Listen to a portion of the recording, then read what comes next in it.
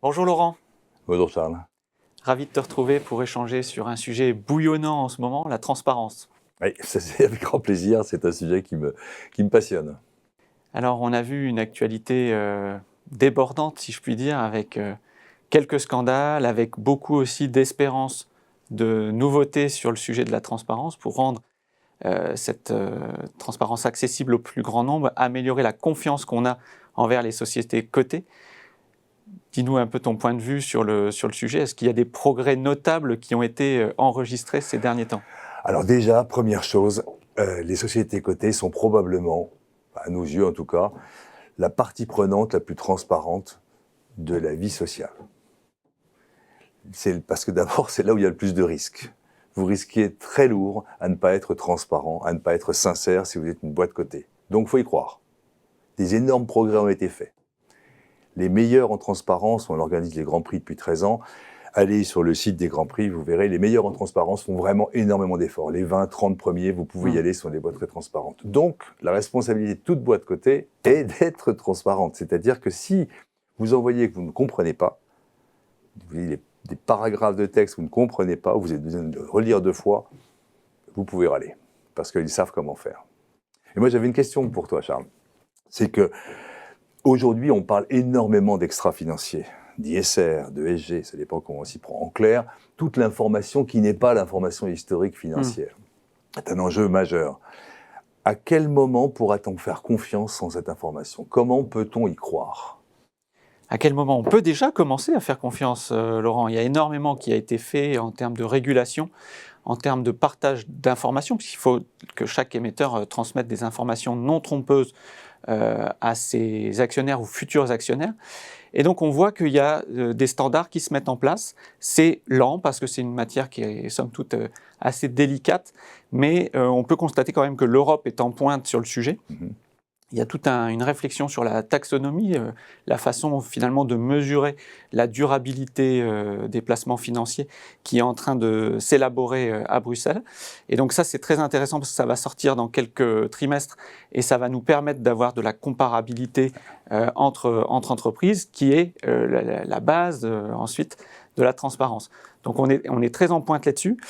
Du côté du régulateur, des avancées ont été faites. Je pense notamment à l'introduction de la commission consultative sur la finance durable, il y a 3 ans, qui a été mise en place avec un certain nombre de personnalités du monde de la finance française et qui permet de discuter de ces sujets régulièrement. Parfait, effectivement, c'est très bien. Alors, juste pour un petit rappel pour ceux qui ne sont pas forcément habitués, la transparence, ce n'est pas une tarte à la crème. Moi, ça ne l'est plus. On a défini, il y a une quinzaine d'années, ce qu'était une information transparente. Et aujourd'hui, plus personne ne remet en cause cela. On peut dire qu'il y a, pour situer, quel que soit le type d'information, 5 grands piliers à la transparence. 1, le texte doit être clair. Et clair, c'est scientifique. Il y a des algorithmes capables de définir la clarté. 2, il faut que l'information soit accessible, c'est-à-dire quand vous la cherchez, parce que globalement l'information, on va la chercher. On ne lit pas un document réglementé de A à Z, on va chercher l'information. Il faut que vous le trouviez vite, quel que soit votre moyen d'accès à l'entreprise. Ensuite, précisément, c'est-à-dire que l'information doit correspondre à ce que veut le régulateur ou à veulent les régulateurs, mais doit être complétée de tout ce qu'il faut pour vraiment comprendre l'information. 3e pilier, la comparabilité. C'est dans ce que tu disais, c'est qu'effectivement, vous regardez une valeur, vous regardez l'autre, vous voulez comparer la rémunération de l'un à l'autre. C'est pas le montant qui vous intéresse, c'est est-ce qu'il y a des moyens, court, long terme, est-ce qu'il y a du variable expliqué correctement. Et puis après ça, après la comparabilité, il y a également la disponibilité. C'est-à-dire qu'il faut pouvoir trouver l'information le plus vite possible dans votre langue et selon différents usages, effectivement. Voilà un petit peu. Ça, c'est les piliers de la transparence. Et c'est scientifique. Donc Oui, j'allais compléter, c'est qu'au-dessus de ces 5 piliers, il y a le comité scientifique des Transparency Awards qui est là, gardien de la méthodologie pour que justement les classements soient les plus fiables possibles et puissent récompenser les entreprises qui sont pionnières, qui sont en avance, avant-gardistes même pour certaines, sur ces différents critères de transparence. Alors, le comité scientifique des Grands Prix, en clair, c'est la caution. C'est la caution réelle. Nous, on ne venait simplement que l'artisan passionné des critères de transparence. Et puis, on arrive devant le comité scientifique, dont tu fais partie, mais il y a effectivement tous les grands lecteurs Ils sont là simplement pour valider les critères, pour les amender dans certains cas, pour nous en rajouter d'autres, pour donner leur prisme aussi, et pour la bonne façon d'intégrer les critères à la transparence. En clair, tout cela amène à une démarche assez scientifique de la transparence. Alors, ça n'évitera jamais les scandales, ça n'évitera jamais les mauvaises pratiques. Alors, c'était la question que j'allais te poser. Malheureusement, on rencontre encore régulièrement des scandales qui, parfois sur l'éthique, parfois sur le climat, démontrent qu'il y a encore beaucoup de progrès à faire. Comment on peut interpréter cette régularité des scandales qui continuent à se produire? C'est la vie. C'est la vie. Il y aura toujours des pratiques borderline, il y aura toujours des gens qui pensent bien faire et qui ne le font pas. Mais globalement, les scandales ont fait avancer la transparence. Là, on sort un ouvrage au mois de septembre sur la transparence, justement, et on a tracé au travers le monde, tous les grands progrès de la transparence. On s'est rendu compte que très souvent, un scandale comme Enron, comme Arthur Andersen, ont marqué les esprits, ont fait évoluer la régulation et ont servi énormément aux bonnes pratiques derrière. Donc, et il en faut, c'est comme tout. On apprend de ses erreurs, et puis c'est un petit peu comme les trains qui n'arrivent pas à l'heure. Ils font plus parler d'eux que de tous ceux qui sont arrivés en gare on time. Si vous voulez jeter un œil juste à un document français, type un document de référence 2010 ou 2008, d'accord, et vous le comparez à un URD actuel, c'est plus du tout la même chose. Il y a vraiment eu d'énormes progrès de fait. Chapeau, quoi. Alors, pas tout le monde. Là, vous pourrez voir que certains sont restés à la traîne. Vous pourrez regarder les Grands Prix, vous saurez qui ne bouge pas. Mais alors, attention, il y a un paquet de groupes français qui vraiment ont fait des progrès. C'est quand même... Il y a vraiment un investissement. C'est un investissement. C'est faire clair, faire simple, mettre des illustrations. C'est pas facile. Du coup, petite question impertinente, ça devient un investissement de plus en plus lourd pour des entreprises qui ne seraient pas encore cotées, d'aller se faire coter et de devoir apporter toute cette transparence. Est-ce que ce n'est pas un frein finalement au listing des futures compagnies? Certainement. Certainement c'en est un.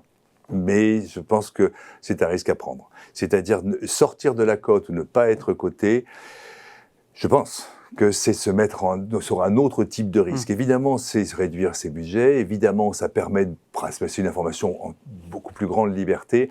Mais le sens de l'histoire, le sens des candidats, nos enfants voudront rentrer dans des entreprises qui se conduisent bien, mettre du sens. Et ça, je crains que le fait d'être coté apporte un supplément de certitude sur la qualité de l'entreprise dans laquelle les enfants ont envie de bosser. Voilà.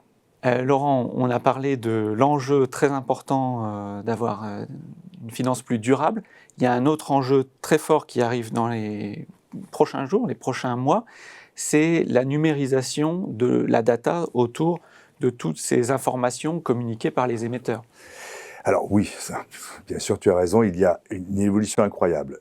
L'information réglementée était la dernière à pas être numérisée. Pour des raisons historiques, les régulateurs demandaient des PDF, c'est des formats print, pour des raisons de sécurité de l'information. C'est fini. Maintenant, les demandes sont faites en HTML. Alors ça va donner lieu à une exigence beaucoup plus grande sur l'information elle-même. C'est-à-dire qu'une fois que l'information est HTML réglementée, eh bien vous pourrez avoir une information dynamique, donc des recherches extrêmement avancées au sein de l'information réglementée de l'entreprise, multi-documents.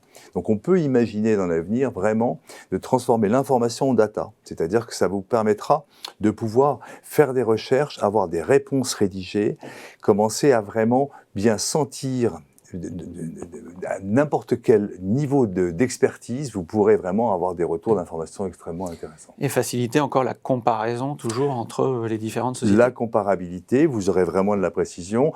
Vous verrez les incohérences. Aujourd'hui, elles sont là parce que entre un document PDF et un autre, personne ne fait vraiment le lien. Demain, le digital vous permettra de dire mais comment ça se fait? Et c'est vrai que les incohérences sont pas malhonnêtes. C'est aussi pas les mêmes départements qui en parlent. Donc là, ça permettra d'optimiser aussi, améliorer la qualité. Et toi, Charles, de ton côté, comment tu imagines, quels seraient vraiment les grands enjeux de demain en matière d'information réglementée? Moi, ce qui me touche, c'est à nouveau le sujet de la durabilité. J'ai la chance en parallèle du comité scientifique des Transparency Awards de faire partie du comité du label ISR qui réfléchit à avoir une finance plus durable. Et donc, ce qu'on peut espérer, c'est que le critère de la transparence devienne un incontournable pour les fonds ISR.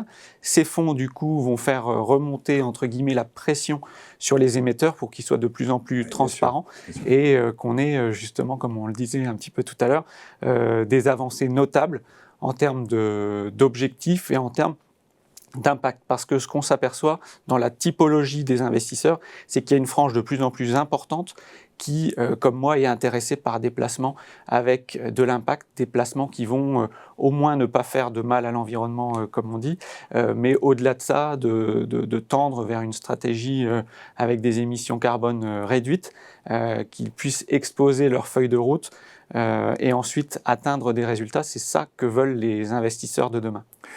Écoute, c'est parfait, ça tombe très bien parce que nous, on envisage même de faire les mêmes grands prix que l'on fait actuellement sur les grandes sociétés cotées, de les mettre en place sur les reportings de fonds parce qu'on sait très bien que les investisseurs tiennent véritablement, peuvent mettre la pression sur l'ensemble de l'information par leurs propres exigences. Donc, écoute, moi, ça me va très très bien, on est raccord sur le sujet, parfaitement. Super. Merci beaucoup Laurent pour nos échanges. Charles, merci beaucoup à toi. À très bientôt. À très vite.